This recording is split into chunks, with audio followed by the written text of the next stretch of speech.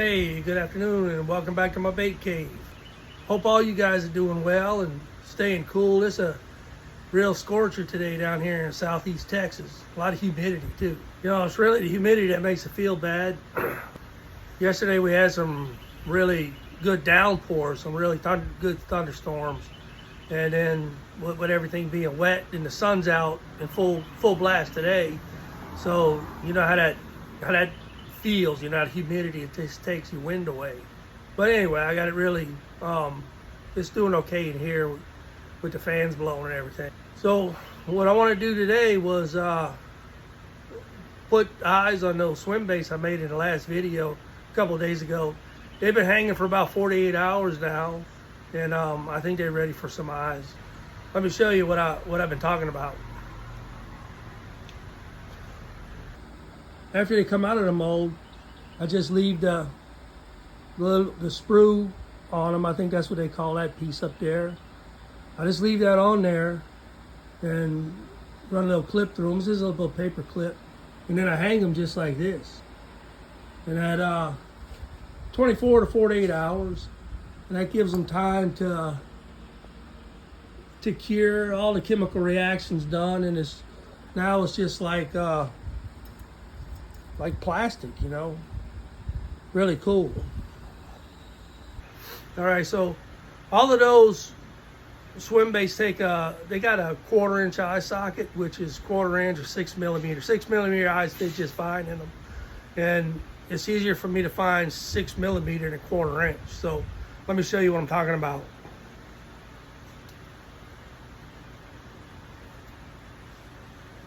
Okay, so these are the 6 millimeter eyes. I'll peel that plastic back a little bit so let me get it in focus. This is what I want to use today, the red. And I feel like a lot of times on a swim bait, I have a lot of good luck with the red eyes. Something about that red, it might make them more aggressive or something. And then this is all I use to put them on with.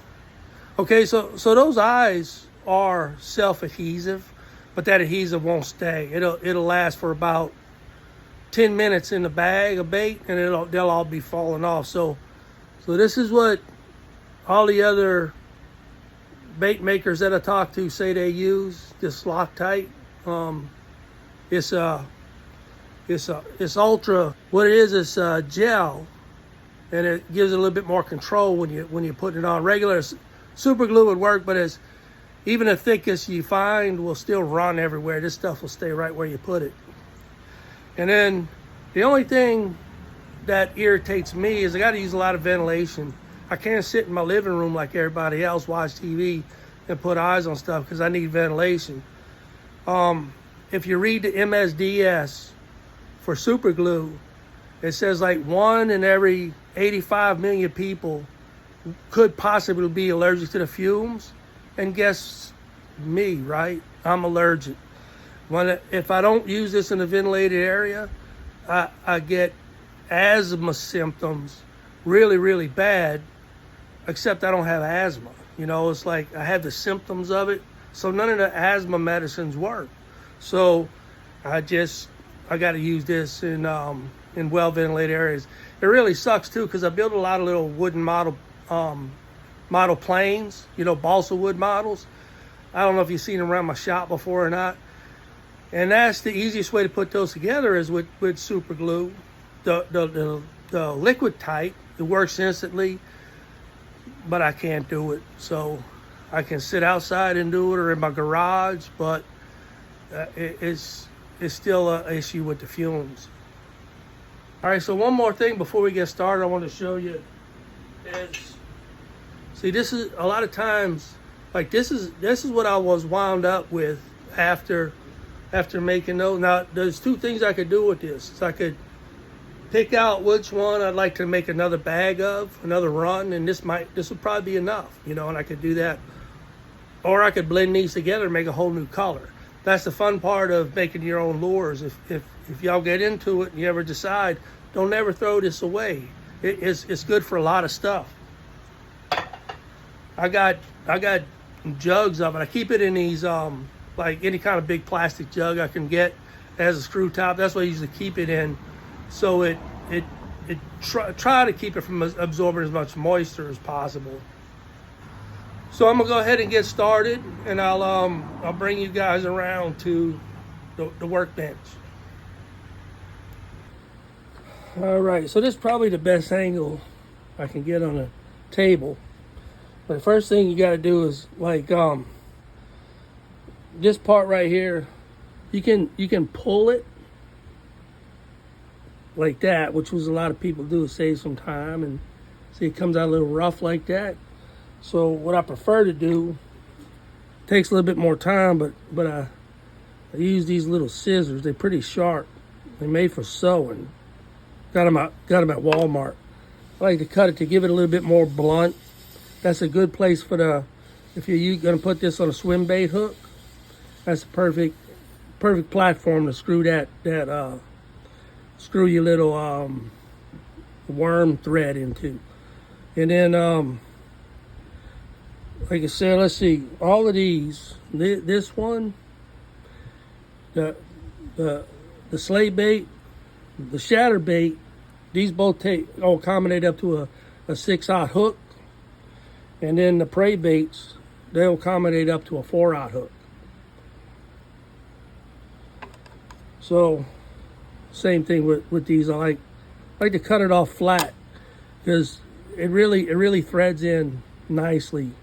A swim bait hook, it is such a nice area to thread it into. Now the other thing I didn't mention, but I did tell you about the 2 jugs of plastic I have left over. I mean the 2 cups. If you want to try to blend these together, this is the perfect piece to save and try it, you know, because you can't do nothing else with them except blend them together and see what it comes out like for a possible new color. And I'm not going to tell you what these are called anymore because I think I was saying the wrong word for what part of the mold this is. And I hate to misinform you, but I'll probably get somebody will tell me what it's called. All right, so that's what I'm talking about. That'll work just fine. Melt those babies down and see what the color looks like. So I said I wasn't going to tell you what this is called because I don't know, but I heard this called a sprue, and I don't feel like that's correct. I think it's more of a nozzle or something. But if any of you guys know what the real word for that is, you can drop me a note.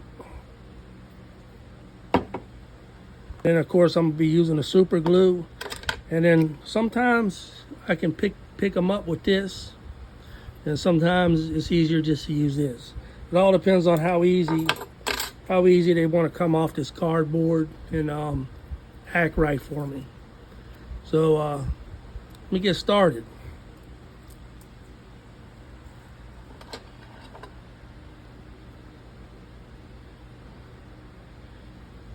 So that's going to be the easiest ones right there with a clear defined socket. So pretty much all I do is just a little bitty dab. You can see that. And then as little as these eyes are,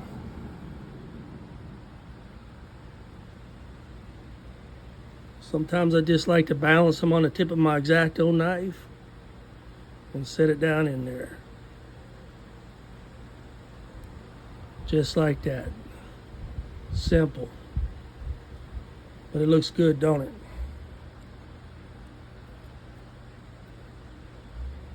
Try one more. Make sure I'm in focus. I'm gonna be buying me a new video camera one day, a real one, dedicated for this kind of stuff. But that's it. And those eyes won't come off unless you get plagued with pinfish, because I have seen pinfish going after these eyes on my lures and actually wallowing out the eye socket. It's incredible how they get that eye out of there. But anyway, that's it. That's the finished product.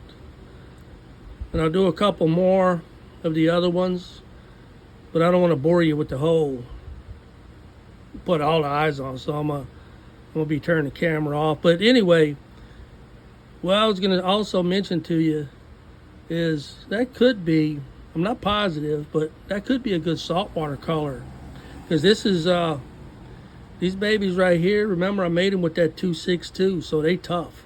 I mean, this is a tough lure right here. It's almost saltwater tough.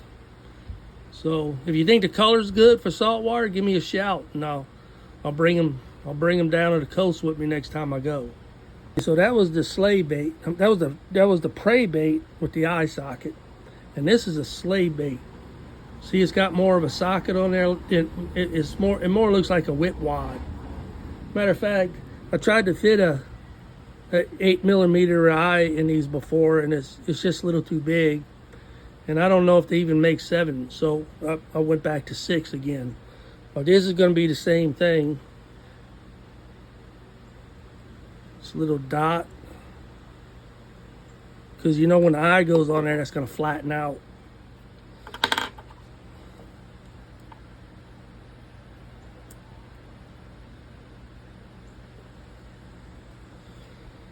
So let me get that in. All right, this is the thing with these, is you got to really find the center. I just try to work that into about what I think is the center. You know, I kind of just center it up in there, because it don't have the round socket. But that's not hard to get it in there like that.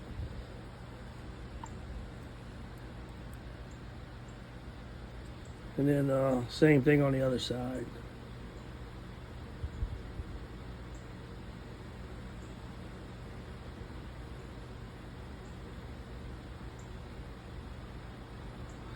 I just use the back of the blade right there.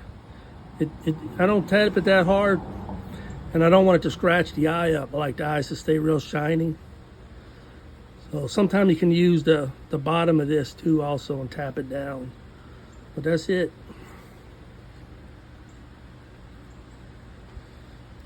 That was the slave bait, and this is the prey.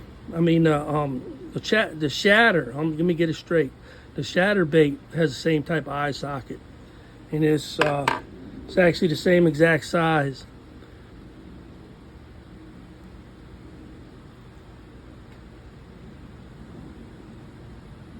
We basically just do the same thing again.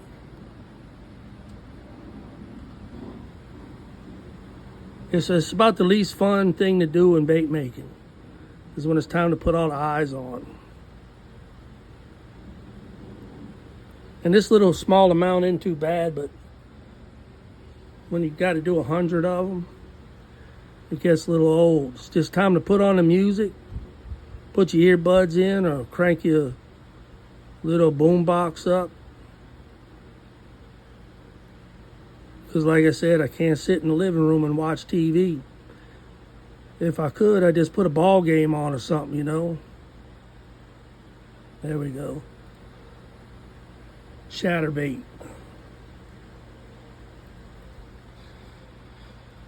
So I'm going to turn this camera off and finish everything. I'll be right back. All right, got all the eyes on. I think they all look pretty good. So, not to confuse anyone, but on a shatterbait, if I put eyes on them, I sell them in the bags of 6. Where I know a lot of you have gotten some stuff from me before, and they only had 3 in a pack, but that's when it comes with the chatterbait. Like whenever I sell a chatterbait, I'll sell these trailers with them, but I put one on a chatterbait and then two spares. So that's why sometimes there's only 3 in a bag, but then they don't have eyes on them. If they're going to be a chatterbait trailer, these don't get eyes. And then the prey baits, if they're for sale, they come in sets of 8.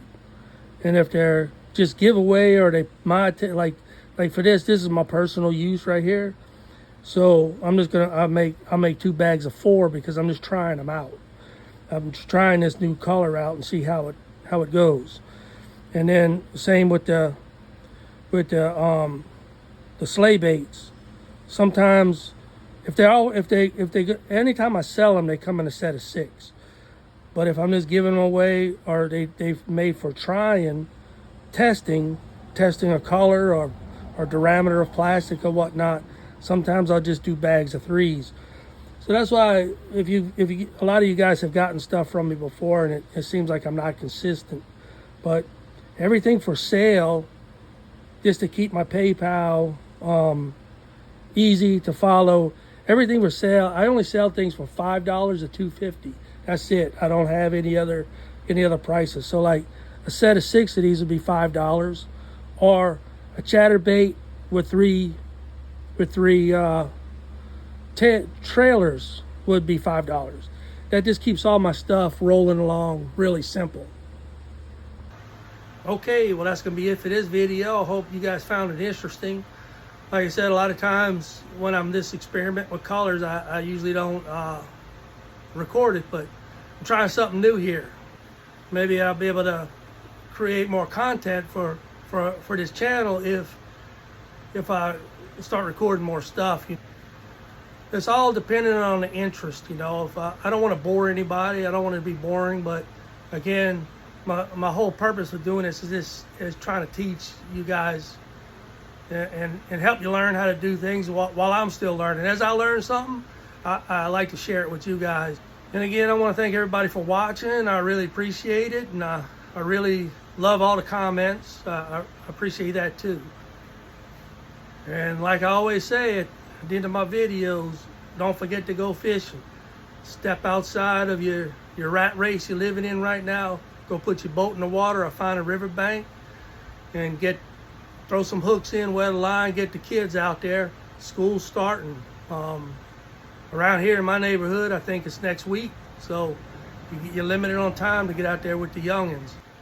And until next time, I'm your old tired veteran, and you guys stay safe out there. Thanks for tuning in.